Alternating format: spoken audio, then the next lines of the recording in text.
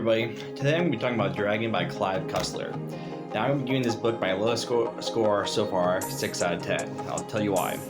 First, I'll tell you it was published in 1990s, so he was writing in the 90s. This is the 4th book I've listened to. It is the 10th in the series. So I understand I started at book number 6, and I've gone on to this one here. The book first started with Deep 6.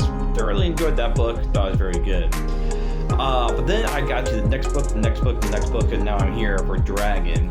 And I'll tell you why I'm going to give it a low score. Is that Clive Cussler is very predictable. Here's every book I've read so far.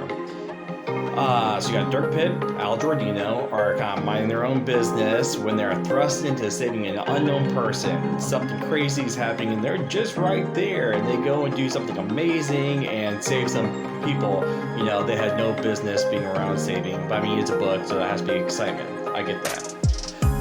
Then that person or that incident is now related to some other major incident or a sinister plot. So then Dirk starts snooping around and he goes and says this line, "Oh, if I had been there to save that first person," or he has some friends who died in that incident and he saves some other people. And he's like, "Oh, that's just one too many." So then he gets all riled up and he's like, "I must avenge them." So then Admiral Sandecker gets involved, or the military's involved, or the president or something, and everyone's like, "Oh, hey, Admiral Sandecker, don't you know some people that always saves the day, no matter what?" He's like, "I do, I know 2 of them." So then he goes and Admiral Sandecker gets the NUMA, the National Underwater Marine Agency, which is what he's in charge of, and Dirk Pitt and Al Giordino are also in charge of. They go and do their thing, and in the book, there's always some kind of scuba diving. What's the book, about scuba divers if they don't scuba dive? So then you find out that there's some kind of historical treasure that's lost, to which the plot revolves around. At least there's something there that makes it, there's some kind of treasure, which I thoroughly enjoy in the book so far, because I assume all these treasures actually exist. I don't know that for sure, but I get the feeling Clive Cussler is obviously a history buff, and so he hears about these things like, "Oh, I bet I could write a book revolved with this coming in play," which, I really enjoy that fact, so not to go and tear his book down too much. So to continue on, so Dirk Pitt has someone he knows dies, or almost dies, or he saves someone, alright? And then he says, "I must go avenge them." And then Admiral Sandecker is like, "Good, I'm going to send you by the government to go avenge them also." So then he goes and starts investigating things, and then James Bond assassin shows up.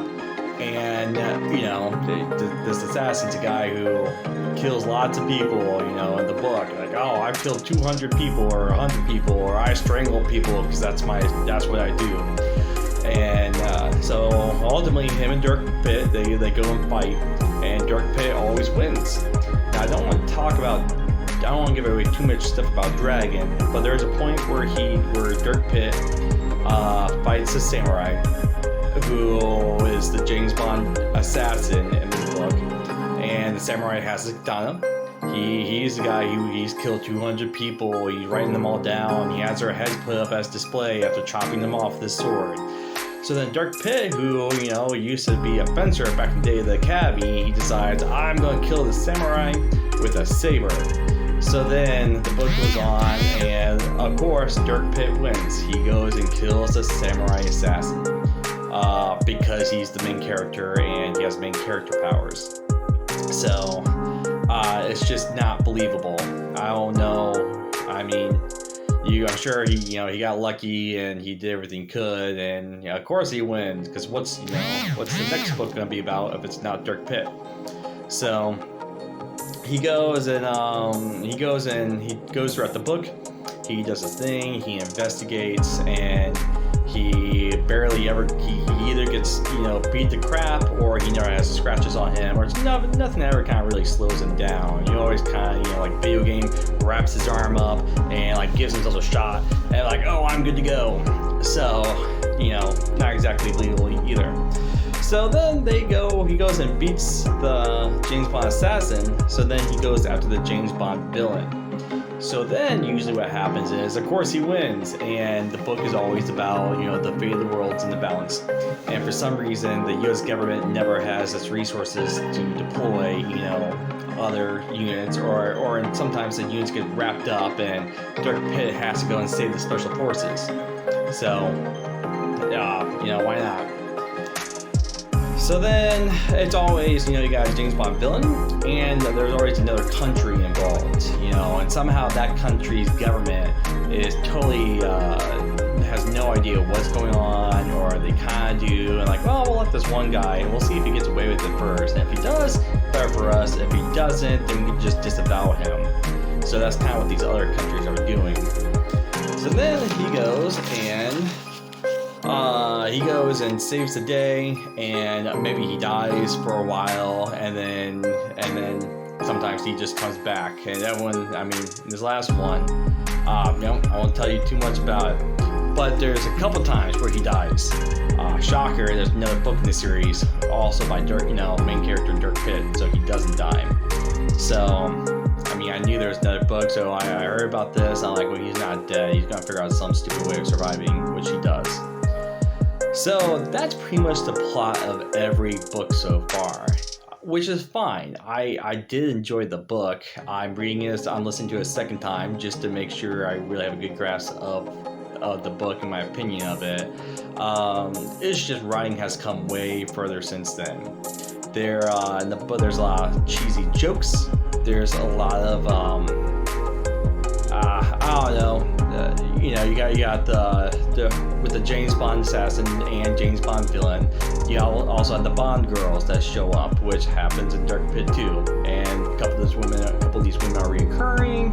If not reoccurring, they're kind of one-night stands. And so once again, it's a book. It's supposed to be enjoyable.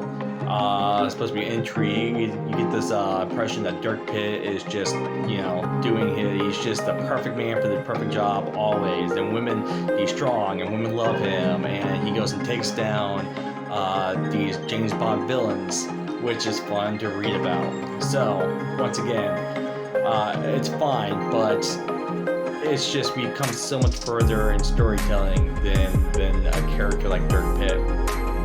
Another thing I just have a problem with is that it's always the same Dirk Pitt too. He never gets injured, or if he gets injured in the book, in the next book he's perfectly fine then.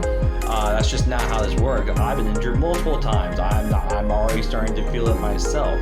So now I'm not, super top fitness of my life who graduated from the Air Force Academy and goes scuba diving all the time. But I know how the body works, and if you're injured, it stays injured for a long time, and it's going to bother you forever afterwards, especially the older you get. So these books just aren't that relatable.